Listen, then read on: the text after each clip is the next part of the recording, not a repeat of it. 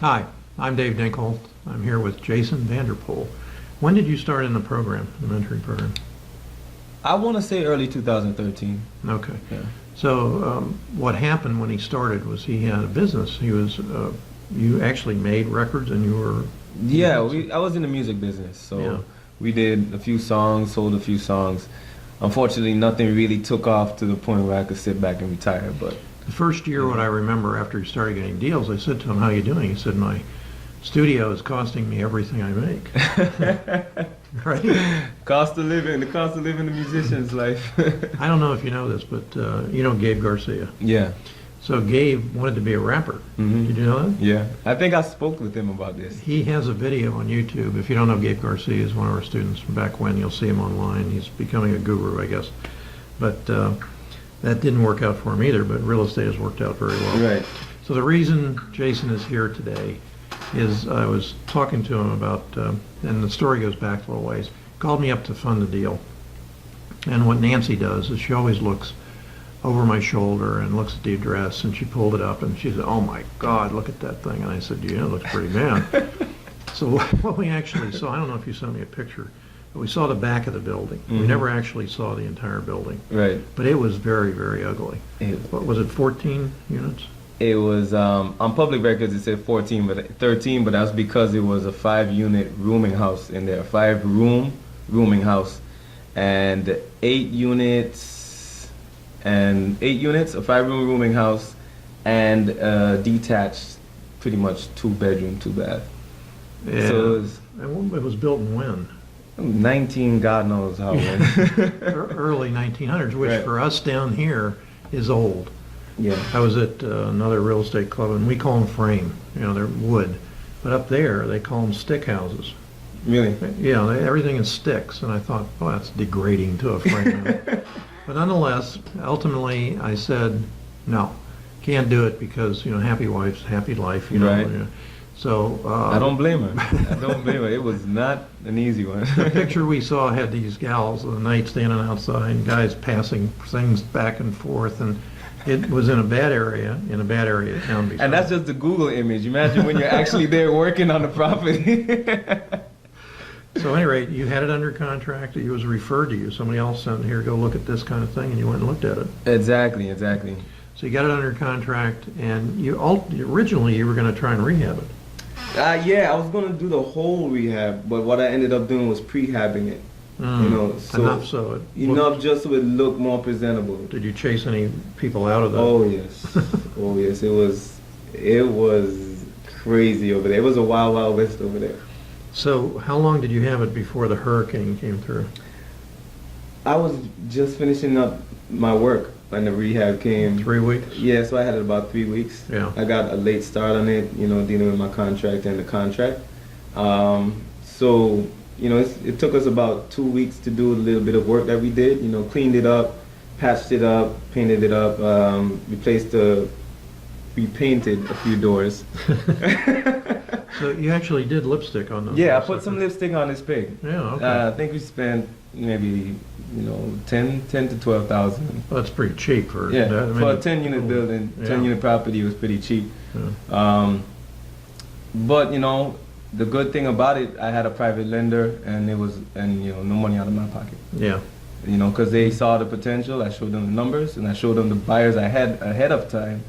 Because funny enough, I had a buyer that was ready for it, but she just couldn't get the loan. Like the lender did what you did.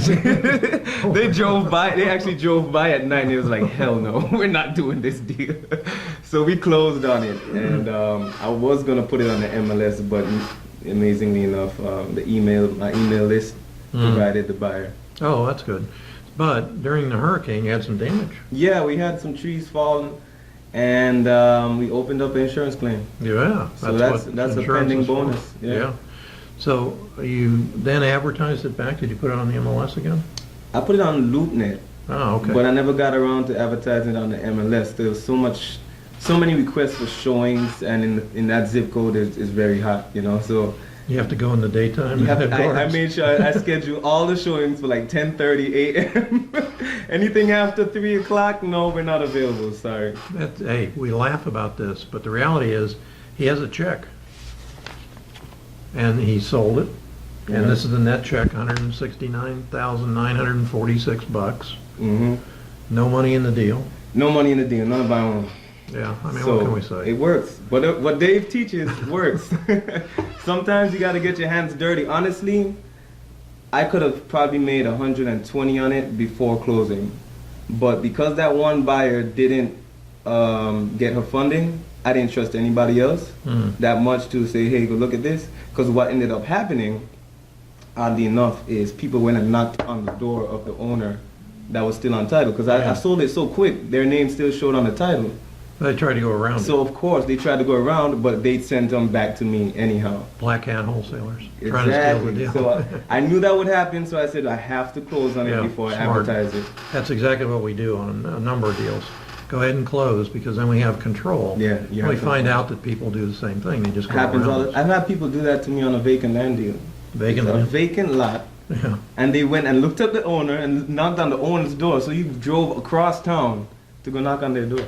And when they do that, what they do, of course, is say that he's a scam and he's not going to close and all kinds of stuff. And No, but we close. unfortunately, it shakes some deals out. It People does. do lose It them. happens, yeah. Yeah. But you know, if your contract is airtight, they can't get out. And you know, I had a deal like that recently where someone went to the owner and said, "Hey, he's gonna advertise the deal. He's gonna try to wholesale it." But you know, we ended up closing on it anyhow, and I'm doing the rehab anyhow. So it doesn't matter. At the end of the day, I closed on my Yeah. closing date. Yeah. You know, I couldn't wholesale it at the time because I couldn't get access. But you know, we closed on it, and the rehab's gonna start next week. But it's like the Ginzu knife commercial, but it doesn't stop there.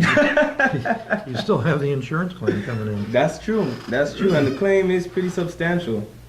You know, because of the tree damage, caused a little bit of, you know, significant damage to the roof, but the buyer still wanted it as is. And But do you think they're actually going to fix it and rent it, or you think they just want the land? no, the price he paid, there's no way he's buying that at land value. Okay. Not in that neighborhood. Well, we hope he does very well. He'll do great. He'll Yeah. do great. I made sure I left enough meat on the bone so that the buyers, you know, don't have a heart attack when they realize the type of people they need to deal with in that neighborhood. Well, it comes down to what's your price per door. That's the Right. bottom line, and that's the Right. way he looked at it, no doubt. Exactly. And the neighborhood should be on an upswing sometime, right?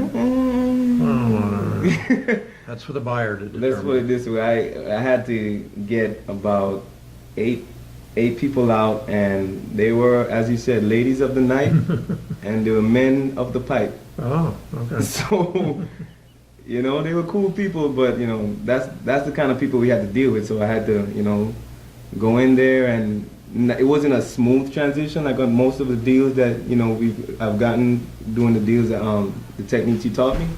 But I saw enough meat on the bone where it was worth the headache. Well, $169,000 is worth the effort. If you, ironically, I'm going to ask him this question. I never tell him what I'm going to talk to him about, but how many hours do you think you actually had in the deal? If you went back and looked and said driving out there, chasing people out, painting, if you did it yourself, Right. how many hours do you think you had in the deal? Honestly, about 12. Hey, what can I say? Let's say it's 16 hours, you made $10,000 an hour. Oh yeah, that's a good way to look at it. Okay, anything you want to say to potential students that might want to come in the program? No, I mean, you just have the right people around you, and this business becomes that much easier. Because even though I've been out of the program, I can still call Dave. I mean, not that you should call Dave, but Dave still picks up my phone sometimes. Can I answer questions? And he answers questions. Yeah. And him and Viju especially, I called him a lot on this deal. Hey, what do you think I should do? Should I even bother with the renovations? And he looked at the numbers. He's like, yeah, go ahead. And you know, the little bit of money we invested probably made us an extra 40 to 50,000 Oh, on the good. sale. You know, What did it cost you for that, do you know? You said 10 or 10,000? yeah, 10, 12. I think we're at 12 at the end of the day. Contract was for 10, but I went over budget. Oh, okay, so you had somebody else do it. Yeah, I had somebody. Yeah, of course, Okay. I'm not doing it. That's not how you do the business, guys. So you got a new Corvette last year. Right. How's it doing? Still hanging in there. It's outside. Still running, right? Still running. I haven't ran it into the ground yet. Thank you very much. Appreciate it. All right. Thank you so much.